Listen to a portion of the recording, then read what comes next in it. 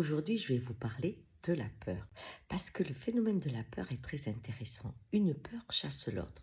Je vous donne un exemple. Vous avez peur d'aller en forêt et de vous perdre. Très bien, mais votre gamin s'est échappé dans la forêt et on ne le retrouve pas. Qu'est-ce que vous allez faire? Vous allez aller dans la forêt. Vous n'aurez pas peur de la forêt, parce que vous ne penserez qu'à une chose, retrouver le petit. Et sanglier ou autre ne vous intéresseront pas du tout. Vous voyez, une peur a chassé l'autre. Mais je me souviens aussi de cette femme qui avait un mari très très jaloux, hein, et gentil, mais très jaloux, vraiment, il a fliqué partout, hein.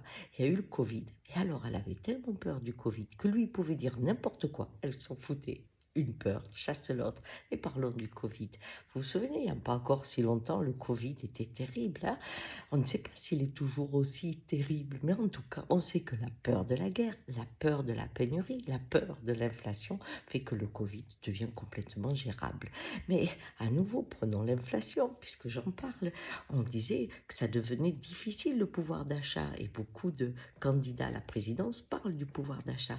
Qu'est-ce qui se passe aujourd'hui? On parle tellement du futur manque de cette hausse des prix folles qu'on ne parle plus du pouvoir d'achat parce que ça c'est passé, on est dans la peur du manque, hein, que l'on va découvrir.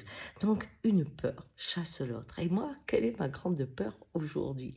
Eh bien ma grande peur c'est la démocratie, parce qu'avec le Covid, situation d'urgence, hein, on s'est retrouvé avec un Parlement qui ne servait à rien. Nos députés n'avaient droit de rien dire. Parfait.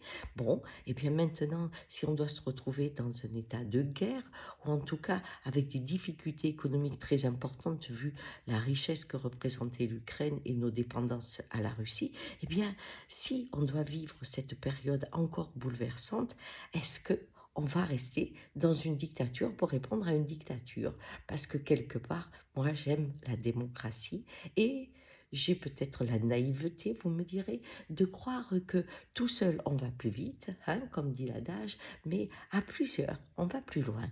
Et c'est ça la force de la démocratie. Nous sommes en pleine élection, hein, élection présidentielle, après les députés. Eh bien, voilà, je crois que c'est là où il faut agir.